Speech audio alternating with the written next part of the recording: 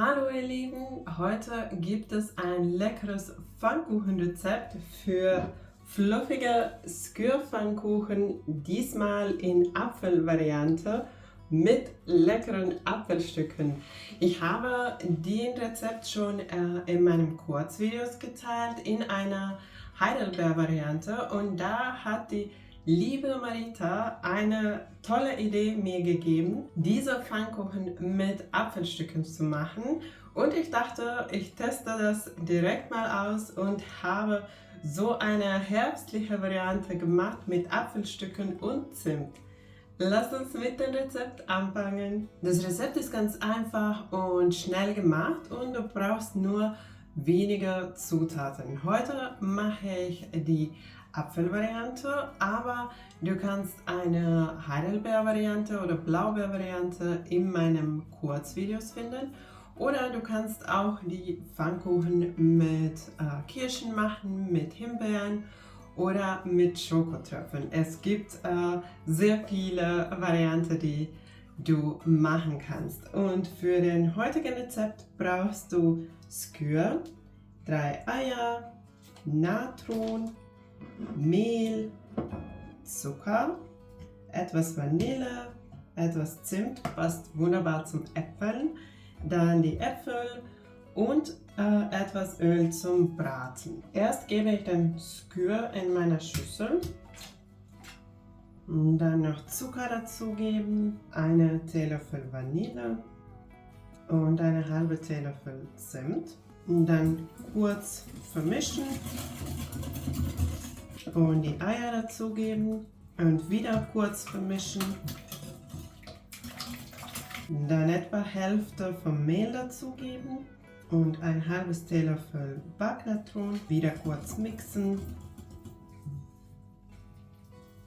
Und dann auch noch den Rest des Mehls dazugeben und erst kurz mit dem Schneebesen weiter mixen.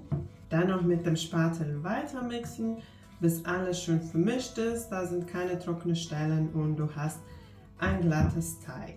Dann stelle ich den Schüssel erst zur Seite und werde noch die Äpfel vorbereiten. Ich werde die Äpfel nicht schälen, du kannst die aber auch schälen. Ich werde nur die Kerne entfernen und die Äpfel würfeln. Ich habe jetzt 3 von den Äpfeln geschnitten, weil ich bin mir nicht sicher, ob ich alle Äpfel brauche. Und jetzt habe ich schon meine Pfanne auf mittlerer Hitze. Es ist wichtig, die Hitze zu beachten. Es sollte niedrig bis mittel sein, so dass die Pfannkuchen ungefähr 2 bis 3 Minuten pro Seite brauchen, um golden zu werden. Wenn die zu schnell fertig werden, dann die Hitze einfach etwas runterdrehen und schön mit Öl die Pfanne bedecken. Dann die Pfannkuchen oder den Teig mit einem Esslöffel portionieren. Ich gebe die Apfelstücke erst dann drauf, weil dann kann ich entscheiden, wie viele Apfelstücke jeder Pfannkuchen hat. Sonst, wenn man die einfach in den Teig gibt, dann finde ich, es wird nicht so gleichmäßig, deswegen mache ich es so. Du kannst aber die Apfelstücke auch direkt in den Teig geben und wie gesagt dann von beiden Seiten schön golden anbraten.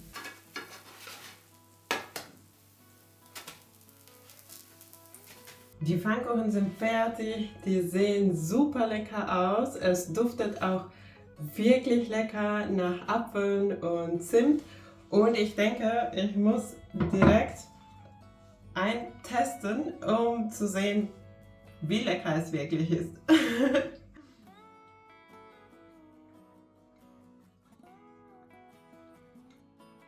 Die Pfannkuchen sind super lecker geworden, die sind sehr fluffig und die Apfelstücke, die sind auch schön weich geworden.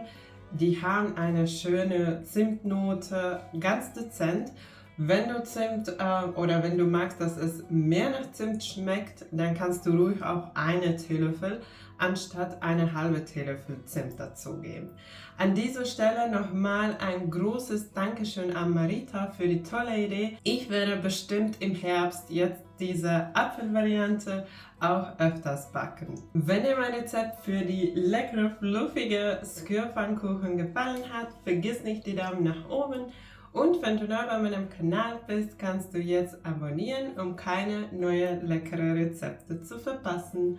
Danke, dass du dabei warst. Tschüss und bis zum nächsten Mal.